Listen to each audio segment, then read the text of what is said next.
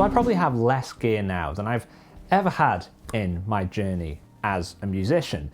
And that being said, I'm probably making more music now that I'm happy with than I have in the past. And that goes to show something, at least for me. I definitely think gear, as helpful as it can be and as fun as it can be to experiment with different sounds, it can also be a real hindrance for creativity. It's that whole idea of option paralysis for me. If I have too many options, too many things to choose from, then it just stifles my creativity because I just fret about, you know, whether I've made the right choice, whether there's a better sound to be had in another piece of gear. And in the end, that just means that you're not making music, you're just kind of critically overthinking. Now, I mentioned this idea briefly in last week's video, or on Sunday's video. If you haven't seen that, do go and check it out on the channel. It was a gig vlog of my recent performance with my friend Ashley. It's been great to sort of get out with the camera and show you guys around some venues and bring you guys along on some musical outings. If you'd like to see more of that on the channel, then let me know in the comments. In that video, I stripped down my big pedal board and made a smaller board with only 4 pedals, which only covered the essential sounds needed to play that gig. It was more about just freeing myself up, you know, mentally, to be able to think about the songs and to be able to improvise. And I mainly wanted to scale down my rig because I just don't want to be tap dancing live and thinking about changing pedals. For me, it just takes me out of the moment, and I want to be in the moment because I want to be thinking about what I'm playing on the guitar. Because if you're thinking about the guitar, then you're thinking about the music. And I think the more we think about the music and the less we think about gear, the better we're going to be as musicians. Because all of this is to say that my main goal when it comes to gear and when it comes to acquiring gear is that I just want it to help me make better music. I'm not really concerned about new gear. I don't really buy into all the hype. I know that a lot of review channels, demo channels, a lot of retailers are making videos and are doing demos because they're trying to sell products. It's their business, and I have absolutely zero problem with that. We've all got to make a living, right? But I'm not really their target demographic because I don't really sort of like buy into demos. Just because somebody says that something is great, I just use my ears. If I like the sound of it, great, I might consider it. If I don't like the sound of it, then I'm gonna move on, you know. I'm not gonna just kind of buy into brand names or buy into hype. I just don't think it does anybody any favors. That's why I don't do a lot of gear demos and gear reviews on this channel, because I just don't have a revolving door of gear coming in and out. And if I ever do feature a product, whether it's a pedal or anything of that kind, it'll probably be because I'm just interested in that piece of gear. It won't ever be because I'm trying to sell you anything. And that might be not very interesting to some viewers and some guitarists. You know, for some people, the joy of the guitar is in hunting for new gear and it's acquiring new gear. But for me, the joy of guitar comes from making music. And I find that gear sort of stifles that more than it sort of helps that sometimes. I've seen too many examples of young guitarists or inexperienced guitarists just basing so much of their self-worth on the gear that they have and not necessarily on what they bring to the instrument and what they bring to musical situations in terms of their own playing. It's really sad. I've heard people say that they don't feel like they can play in bands because they don't have the right pedals, or they fear that their gear is too cheap and therefore they're just slightly embarrassed about taking their guitar out of the bag when maybe the other musicians in the band, you know, have thousands of pounds worth of gear.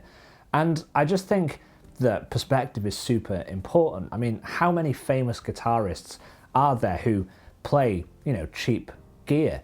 Some people play cheap guitars, and there are famous guitarists who just don't even use any pedals at all. They don't even have a pedal board, but they're just amazing musicians. They're amazing guitar players because the gear isn't important to them. You know, their voice on the instrument is what's important, and the gear is just a tool. It doesn't really define them as a musician. That's maybe why there was so much great music and so many iconic guitar players that came about in the 40s, 50s, 60s, 70s. I mean, you know, how much great music came out during that time. And it's probably because they weren't really concerned about gear, because there just wasn't that much of it. You know, they used the gear to do the job, but they were just thinking about the music. And I think there's a lot to be said for that.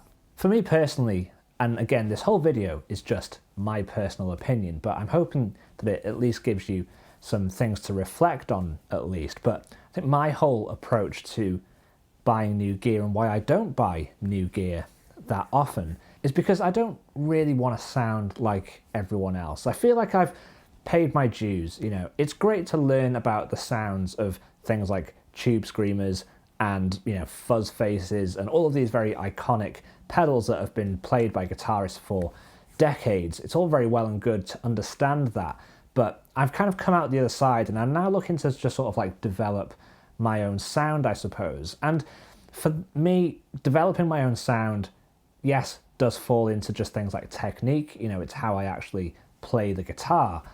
But there's also the tonal element of that as well. You know, there are things like pedals, but I'm not interested in things like tube screamers. That's why I sold my tube screamer years and years ago. But I will be now looking for more obscure brands, you know, looking for the pedals that you don't see on a lot of other guitarist pedal boards, because I do feel that that is just something more inspiring. It brings something different out in your playing that might help you stand apart from everybody else. So this video was a little bit of a rant in the end. I'm very sorry about that. I try not to rant too much on this channel, but this is a topic that is just kind of very close to home for me, just because I am thinking about obviously acquiring a new guitar, and it gets me thinking about whether it's important, whether it's essential, and is it going to be at the expense of, you know, musicality or creative thinking.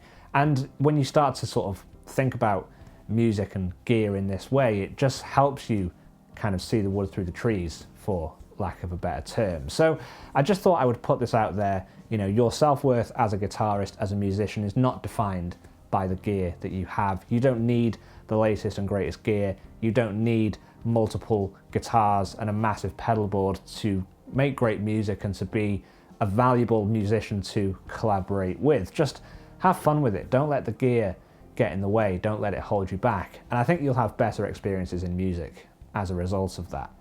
Anyway, I hope you have enjoyed this video. Let me know what you thought of the track at the start of this particular video, especially with the piano. I don't play a lot of piano. It's something that is pretty new to me. I've basically just kind of put all of my theory knowledge onto the piano.